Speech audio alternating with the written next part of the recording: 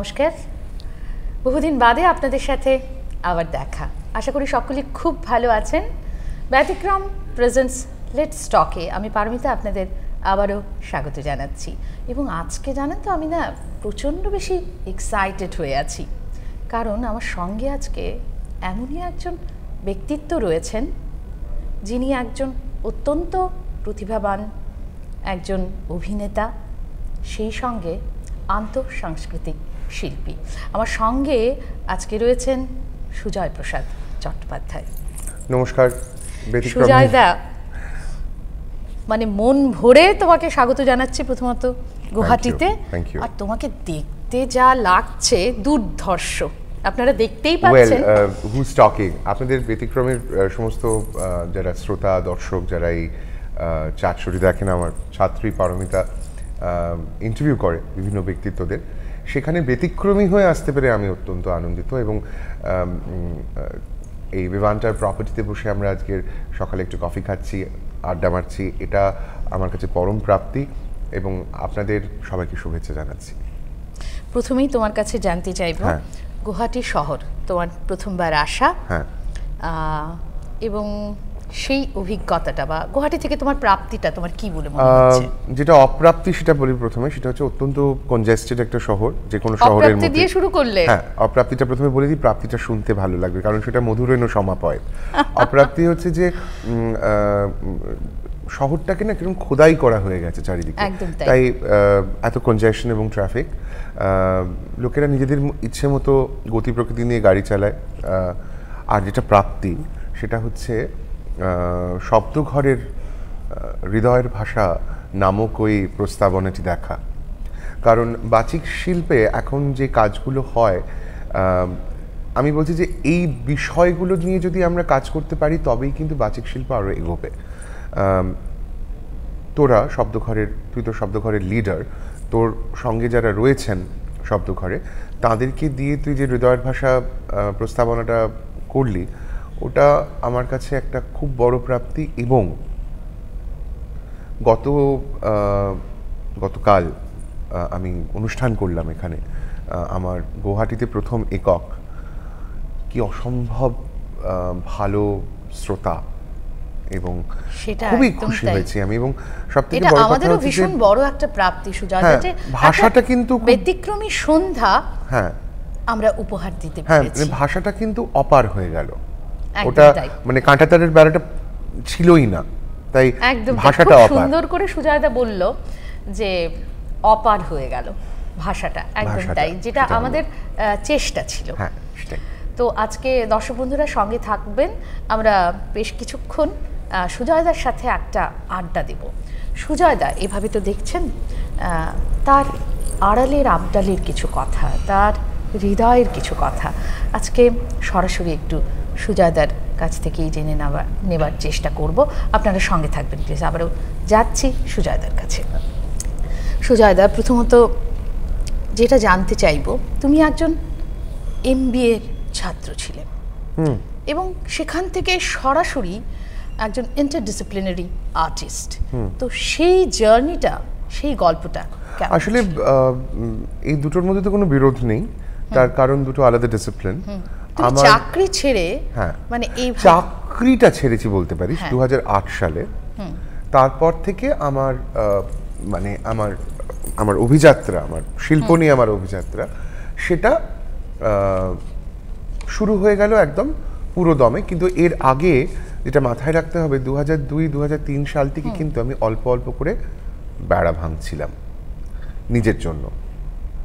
কারণ আমি বিশ্বাস করেছিলাম যে প্রোসেনিয়ামের মধ্যে আমি পারফর্ম করব না। এটা আমার প্রথম জাগরণ ছিল যে I don't want to perform just on the stage. How do I reach more people? How do I make my art form more intimate?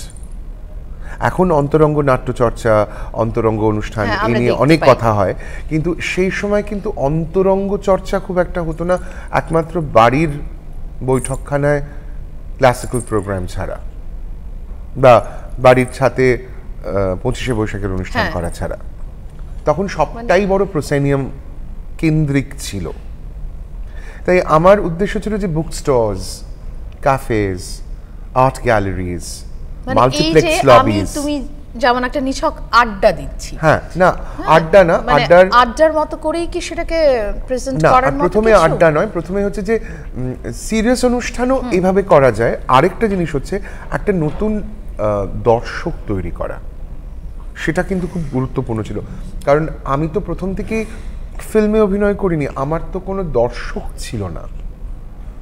দর্শক বা শ্রোতা তো তৈরি করার প্রথমে তোমার দায়িত্বটা শ্রোতা তৈরি হলো নাকি? না, দর্শক এবং শ্রোতা দুই তৈরি হলো, কারণ তারা তো, কারণ এটা তো একটা দৃশ্যমানতা ছিল অনুষ্ঠানগুলোর। আমি তো রেডিওতে করছিলাম না, হ্যাঁ, আমি তো একটা অফ প্রসেনিয়াম জায়গায় করছিলাম। আচ্ছা সুজয়দা, তোমার প্রথম আত্মপ্রকাশ কি বাচিক শিল্প দিয়েই নাকি নাটক?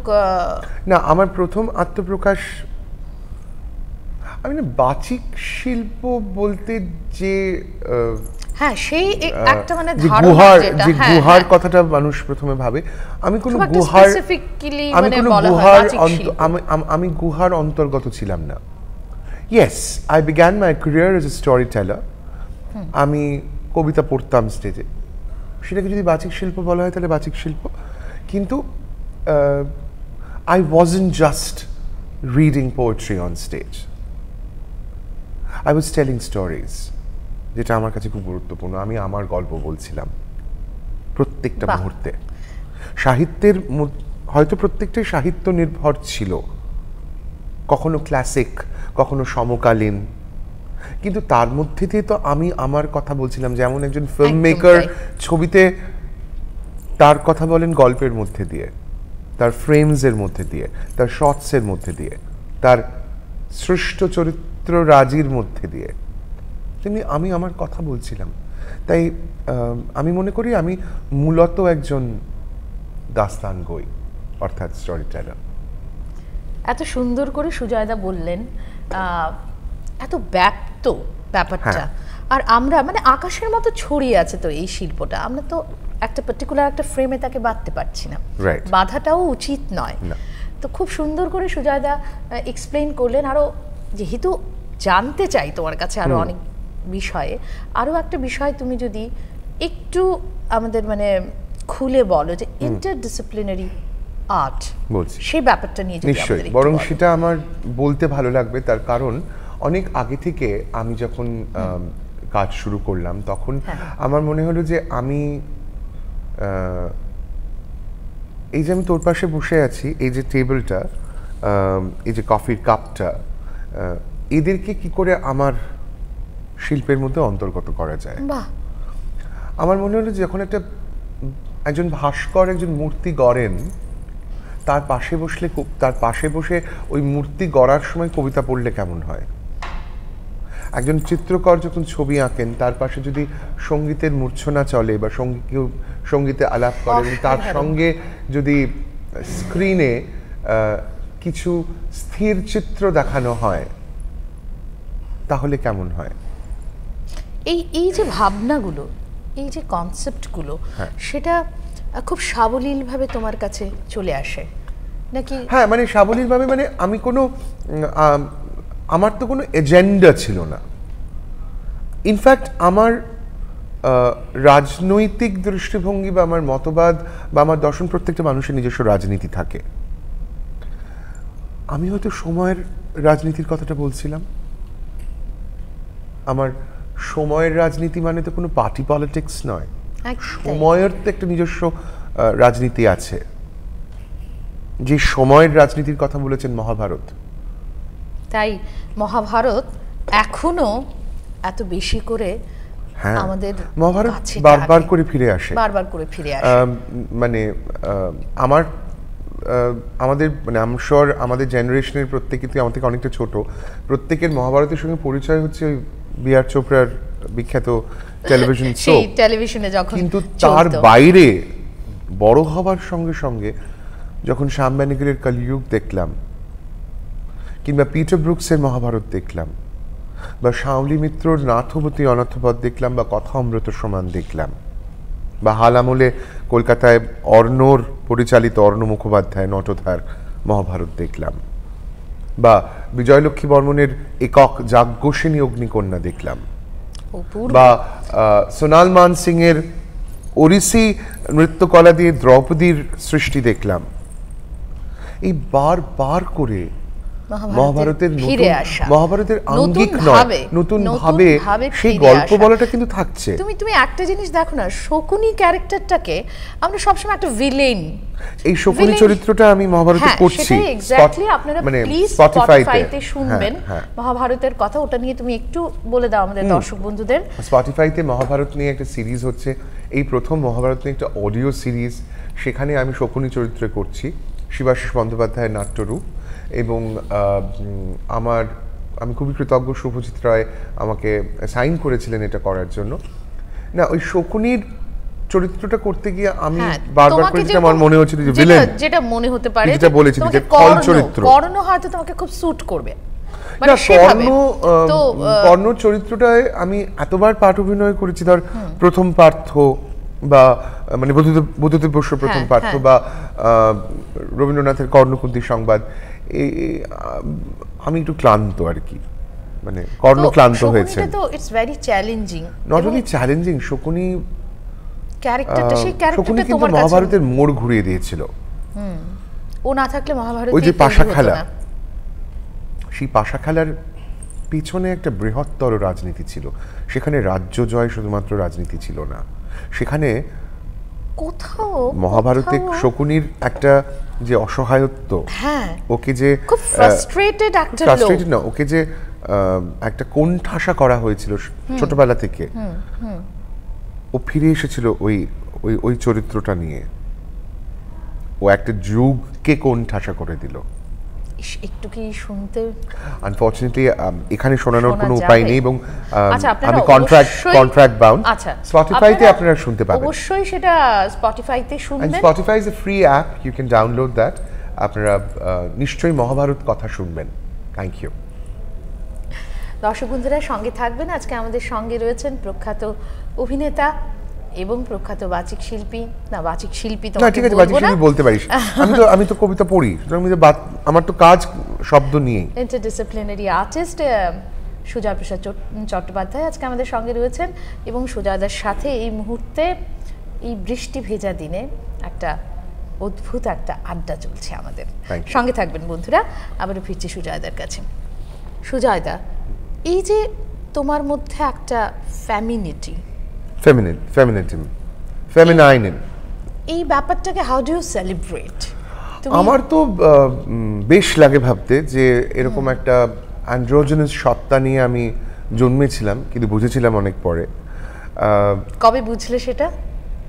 I think I kind of liberated myself যখন আমি টরন্টো গেলাম। আমার এক দিদি থাকেন টরন্টোতে, অনুরাধা সেন বলে। উনি আমাকে একটা কথা বলেছিলেন যেটা আমি ভুলবো। আমি তখন শান্তিনিকেতনে, বুঝলি, আমি ফোন কলে কথা বলছি দিদির সঙ্গে। দিদি বলেছিল, আয়নার সামনে দাঁড়িয়ে তুমি যা দেখতে পাও সেটাকে বাইরে নিয়ে এসো। কি গুরুত্বপূর্ণ একটা কথা। আমি চমকে উঠেছিলাম, খুব দুঃখ পেয়েছিলাম একটা ব্যাপার নিয়ে, খুব দুঃখে ছিলাম। দিদির সাথে কথা বলছেন, দিদি বললো, আয়নার সামনে যাকে দেখতে পাও তাকে বাইরে নিয়ে এসো, সেটাই তো আসল মানুষটা, তাকে উদযাপন করো। এটা আমাকে আমার দিদি শিখিয়েছেন। ওনার নাম অনুরাধা সেন, উনি টরন্টোয় থাকেন। আমি দিদির কাছ থেকে এটা শিখেছিলাম। তো সবার মধ্যেই সেই যে একটা নিজস্ব সত্তা, ভেতরের একটা সত্তা তো থাকে, যেটা তুমি বললে মিররের সামনে আমরা যখন দেখতে পাই। এবং আমার যে অ্যান্ড্রোজেনাইটিটা, তুই নিজেই জানিস যে আমি নানান ধরনের চরিত্র অভিনয় করতে পারি, তাই তো? আমার মানে এটা আমার কাছে একটা খুব আমার স্ট্রেংথ, আমার শক্তি। আমার যেটুকু নারীত্ব আছে,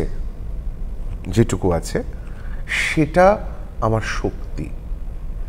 এবং আমার এবং পুরুষত্বটা আমার শক্তি নয়, ওটা আমার পরিচয়।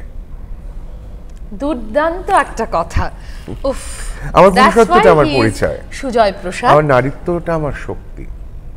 আর আমাদের এই ভারতবর্ষের মতো দেশে সেরকমই তো হওয়া উচিত। একদম তাই। যে দর্শন, যেখানে যে দেশে অর্ধনারীশ্বরবাদ আমরা পুজো করেছি, অর্ধনারীশ্বর পুজো করি আমরা, সেখানে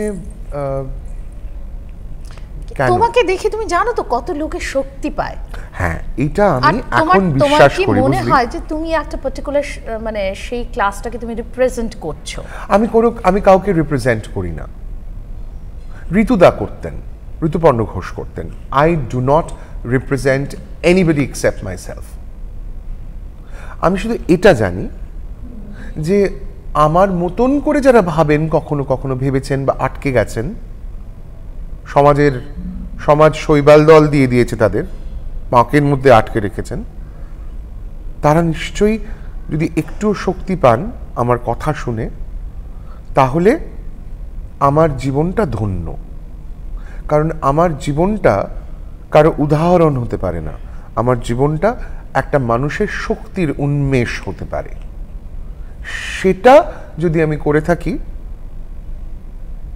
তাহলে আমি একটা বৃক্ষরোপণের মতো কাজ করেছি। একটা গাছ পুঁতেছি, একটা অঙ্কুর, একটা বীজ পুঁতেছি, সেখান থেকে একটা বৃক্ষ হবে, অনেকটা সেই রকম প্রাপ্তির মতো। শুনলেন তো দর্শক বন্ধুরা, তাই সুজয়দাকে মনে হয় দিনভর মানে শুনলেও ক্লান্ত হব না, জানো তো, আরো চাই তোমার থেকে, আরো চাই শুনতে। নিশ্চয়, নিশ্চয়। এবং এভাবে যে রাখ ঢাক না রেখে নিজেকে যা আয়নার সামনে দেখছেন, সেভাবেই নিজেকে সমাজের কাছে তুলে ধরা, তার জন্য যে শক্তিটা, সেটা কিন্তু সুজয়দার মতো মানুষ, এরকম মানুষই দিতে পারেন। Thank you. সত্যি গো, মানে এত ভালো লাগছে তোমার আমারও খুব সাথে ভালো লাগছে যে কথাগুলো নিয়ে, এই যে লেটস টক বলে তো যে সিরিজটা, ব্যতিক্রমের সঙ্গে তুই যুক্ত হয়েছিস, এবং তুই নিজে চমৎকার একটা জায়গা তৈরি করছিস শব্দঘর দিয়ে। এটা দেখ, আমার কাছে না, আমি না ওই মানে আমার এটা মনে হয়, একটা ব্যাপারে আমার ভীষণ অহংকার আছে, আমার কোনো ক্ষুদ্রতা নেই। বাহ, আমার ক্ষুদ্রতা, এই অহংকারটা বললাম, এতক্ষণে অহংকার এলো, বাকিটা সবই আত্মবিশ্বাস। এই অহংকারের জায়গাটা হচ্ছে, আমি বিশ্বাস করি আগামী প্রজন্মকে এগিয়ে দিতে। কারণ আমি যদি আগামী প্রজন্মকে এগিয়ে দেওয়ার তৈরি করতে হবে। উত্তরসূরি জানি না, উত্তরসূরি তৈরি করতে পারবো কিনা এমন কথা আমি পৃথিবীকে দিতে পারি না। যেটা দিতে পারি যে আগামী প্রজন্মকে এগিয়ে দেওয়া, সেই এগিয়ে দেওয়ার মধ্যে একটা অঞ্জলি আছে। তোমার যে জীবন দেবতা, সে জীবন, রবীন্দ্রনাথ লিখেছেন তো জীবন দেবতা, সেখানে কিন্তু কোনো ঈশ্বর নেই, মানুষ আছেন, মানুষ। এবং জীবন দেবতার কবিতার মধ্যে একটা অ্যান্ড্রোজেনাইটিকে সেলিব্রেট করা হয়, যেটা প্রথম আমাকে ধরিয়ে দিয়েছিলেন অপর্ণা সেন। তো তোমার জীবন দেবতারকে তুমি যে অঞ্জলি প্রদান করছো আগামী প্রজন্মকে এগিয়ে দিয়ে, সেটা তো খুব গুরুত্বপূর্ণ। কারণ আগামী প্রজন্মকে যদি এগিয়ে দেওয়া না হয়, তাহলে উত্তরসূরি তৈরি হবে না। খুব সঠিক কথা। এবং শিল্প, আমরা উত্তরসূরি ক্রিয়েট করতে পারি না, শিল্প মাধ্যম পারে। আমরা এত ফার্টাইল নই যে আমরা উত্তরসূরি সৃষ্টি করতে পারি। আর উত্তরসূরি is not dependent on a DNA cell. Exactly. ওটা মনন এবং মনের ব্যাপার, এটা আমার মনে হয়। খুব সুন্দর করে তুমি আজকে মানে এই যে ব্যাপারগুলো তুলে ধরছো, and we are really enriched. Thank you very much, thanks. এবারে আরও যেটা প্রসঙ্গে যাব, নিয়ে তুমি অনেক কাজ করেছো, অনেক সিনেমায় কাজ করছো, তো পার্টিকুলার কিছু চরিত্র তোমাকে বেছে দেওয়া হয়। হ্যাঁ, এবছর যে চরিত্রগুলো তোমাকে বেশি করে দেওয়া হয়, তো সেগুলো নিয়ে তুমি আপত্তি আছে নাকি? না, আমার দেখ, শোন, চরিত্র তো চরিত্রই। হ্যাঁ, তবে মেইনলি চরিত্রগুলো তোমাকে বারবার করে কি না, আমি মনে করি না সেটা আর এখন খুব একটা হচ্ছে, একটা সময় হতো। এবছর আমি 3টে ছবিতে অভিনয় করেছি। আচ্ছা। অরিত্র সেনের পরিচালনায় শহরের উষ্ণতম দিনে, ওই ছবিতে আমার চরিত্রটা ছোট, কিন্তু আমি ছবিটার যে যারা অভিনেতা কলাকুশলী, তাদের ওয়ার্কশপ করিয়েছি, অ্যাক্টিং ওয়ার্কশপ, এবং স্টাইলিং করিয়েছি। ওকে। একটা কথা বলি, এবছর আরেকটা ছবি রিলিজ করার কথা, আরণ্যক চট্টোপাধ্যায়ের নিখোঁজ। বাহ, আমরা অনেকগুলো এবং ছবি অরিত্র রইলাম। সেনের একটা ইন্ডো ব্রিটিশ ভেঞ্চার, সেটার নাম হচ্ছে প্রান্তিক। কবে রিলিজ করছে? এগুলো সব এই বছরের শেষের দিকে কাছাকাছি রিলিজ করবে। আমি তোকে এটাই বলবো, এটাই আমার মনে হয়েছে তোকে বলার একটাই কথা, যে আমি যখন এই চরিত্রগুলো পেলাম, এই চরিত্রগুলো কোনোটাই কিন্তু সমকামী মানুষের চরিত্র নয়। একটা মানুষের পরিচয় কিন্তু সে সমকামী বা উভকামী হতে পারে না। তার কাম তার পরিচয় নয়, তার কাজ তার অস্তিত্বের নির্ণায়ক। তোর প্রশ্নের উত্তরে আমি এটাই বলার চেষ্টা করলাম, এই যে একটা প্রায় ডাইভার্স রেঞ্জ অফ ক্যারেক্টার্স অভিনয় করার আমি সুযোগ পাচ্ছি, তার মানে একটু একটু করে পথ খুলছে। আমার পথ নয়, শুধু সমাজের পথ। ব্লিঙ্কার্স পরে যদি আমরা বসে থাকি এবং আমি যদি তোকে দেখতে না পাই, আমি যদি এদিকে কাউকে দেখতে না পাই, শুধু সামনের পথ দেখি, তার মানে আমার ওই ব্লিঙ্কার্সটা আমার তাহলে ব্যাপ্তি হয় না, হবেই না, উন্মেষও না, ব্যাপ্তিই নেই তো আমার। তাহলে সুজয় প্রসাদ চ্যাটার্জি মানেই একটা নারী সুলভ পুরুষের চরিত্রে তাকে কাস্ট করব। কি চরিত্রে কাস্ট করছি সেটা তো গুরুত্বপূর্ণ থেকে বড় কথা নির্দেশকের ব্যাপ্তি। একদম তাই। নির্দেশক যদি ভাবেন যে এবারের কাজগুলো মানে এবারের চরিত্রগুলো যেরকম এই যে আরণ্যকের ছবিটা নিখোঁজ, সেখানে আমি একটা ইস্ট লন্ডনের ড্রাগ লর্ডের ভূমিকা অভিনয় করছি। ওয়াও, এটা ভাবতেও তো সময় লাগে। তাই আমার কাছে খুব খুব গুরুত্বপূর্ণ ভালো চরিত্রের জন্য অপেক্ষাও করা। এবং আমরাও অপেক্ষা করে আছি কতক্ষণে তোমাকে সেই চরিত্রগুলোতে আমরা দেখতে পাবো। দর্শক বন্ধুরাও আশা করি আপনারাও অপেক্ষায় রয়েছেন যে কতক্ষণে আমরা সুজয়দার পরবর্তী ছবিগুলো দেখতে পাবো। তোমাকে অনেক অনেক শুভেচ্ছা তার জন্য রইল। এবারে যে প্রশ্নটায় যাব, সুজয়দা, বাবা খুব ভয় করছে এবার আমার, অ্যাবাউট লাভ। ওরে, ভালোবাসার ডেফিনিশনটা তোমার কাছে কি? আমি যারা হোপলেসলি রোম্যান্টিক মানুষ, তাই আমার কাছে ভালোবাসার ডেফিনেশন হচ্ছে একটাই, আমার কাছে ভালোবাসা কোনো কিছুতে আবদ্ধ নয়। আমি যখন তখন প্রেমে পড়তে পারি এবং সেখান থেকে বেরিয়েও আসতে পারি। সম্পর্কে জড়াতে ইচ্ছে করে না? করে না বললে ভুল হবে, কিন্তু আগের থেকে ওটার ডিজায়ারটা কমে গেছে। কোনো বিষাদ, কোনো কিছু কাজ করছে? বিষাদ না হলে তো সৃষ্টি হবে না, বিষাদ তো রয়েছে। অন্তর্লীন বিষাদটা আসলেই খুব দরকার। না মানে সেটা নিয়ে আমার কোনো বিলাসিতা নেই, অন্তর্লীন বিষাদ ছিল বলেই তো আমি আজকে শিল্পী হতে পেরেছি। শুধু আনন্দ দিয়ে তো শিল্পী না, একদমই হয় না। আর সম্পর্ক নেই বলে আমার কোনো বিষাদ নেই, বরং একটা মানে এই লিবার্টিটা আছে যে আমার সম্পর্কে, আমার যদি সম্পর্ক মানে যদি আমার আবার সেই ব্লিঙ্কার্স পরে নেওয়া হয় তাহলে মুশকিল আছে। তুমি সেদিন একটা খুব সুন্দর কথা বলেছিলে যে সম্পর্ক তো চিরন্তন হয় না, গান হয় চিরন্তন, শিল্প চিরন্তন হয়। হ্যাঁ, সম্পর্ক খুব সুন্দর করে কোথাও আমি ফেসবুকে একমাত্র মা বাবার সঙ্গে সম্পর্কটাই চিরন্তন হয়, তারা পৃথিবীতে না থাকলেও চিরন্তন হয়, বাকি আর কিচ্ছু চিরন্তন নেই। কিন্তু কফিটা শেষ হয়ে গেল, কি চিরন্তন বলবো কি করে? সত্যি তো লিপস্টিকটা আস্তে আস্তে উঠে যাবে কাল, সেটা চিরন্তন নয়। কোনো কিছুই তো চিরন্তন বলে তো কিছুই নেই। হ্যাঁ, এবং you know what is very very important is to understand your own fragilities. তোমার ভঙ্গুরতা তোমাকে বুঝতে হবে। তুমি যদি ভঙ্গুরতা না বুঝতে পারো, তুমি সৃষ্টি করবে কি করে? যা ভাঙবে তা তো আবার গড়বেও, তাই ভাঙতে হবে, নিজেকে ভাঙতে হবে। সেই ভাঙা গড়ার কাজটাই চলেছে। ভালোবাসায় তো ভাঙা গড়া থাকবেই, তা নিয়ে কষ্ট পাবো, কান্না পাবে, আনন্দ হবে, কাম হবে, কিন্তু জীবন আবার জীবনের মতো গতিপথে এগোবে। জীবনের মতো চলবে।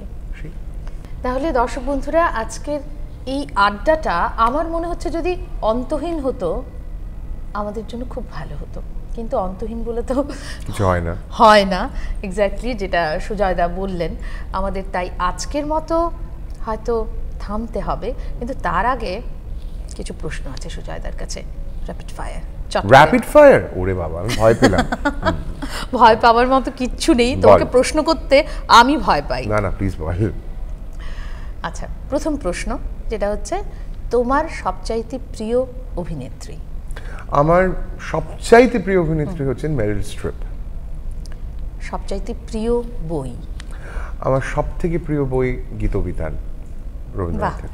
মনের কথা, মনের কথা।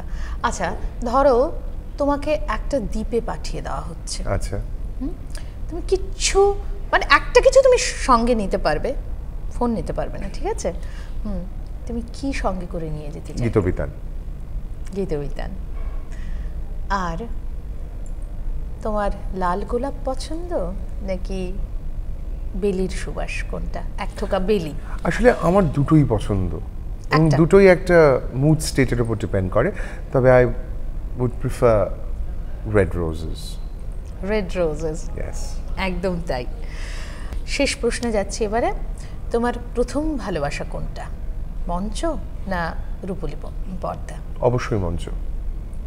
তোমাকে বারবার সেভাবেই দেখতে চাই, বারংবার। ধন্যবাদ। আজকের এই আড্ডাটা সত্যি আমার মনে থাকবে অনেক দিন, এবং আমি জানি দর্শক বন্ধুরা আপনাদেরও মনে থাকবে। আর ভালো লাগলে সেটাকে অবশ্যই শেয়ার করুন, আমাদের চ্যানেল সাবস্ক্রাইব করুন, আমাদের ইউটিউব চ্যানেলটা আপনাদের জানা রয়েছে, সেখানে সাবস্ক্রাইব করে নিন, আর দেখতে থাকুন লেটস টক। Let's talk. সুজয়দা, তোমাকে অনেক অনেক ধন্যবাদ, থ্যাংক ইউ ভেরি মাচ, ভালোবাসা, ফর হ্যাভিং মি। এবং আবারও আসতে হবে তোমার। আবার আসবো, আবার বারবার ফিরে আসবো, ব্যতিক্রমী হয়ে। একদম Thank তাই। you. আজকের মতো তাহলে বিদায় নিচ্ছি। সকলে খুব খুব ভালো থাকুন আর প্রেমে থাকুন। টাটা।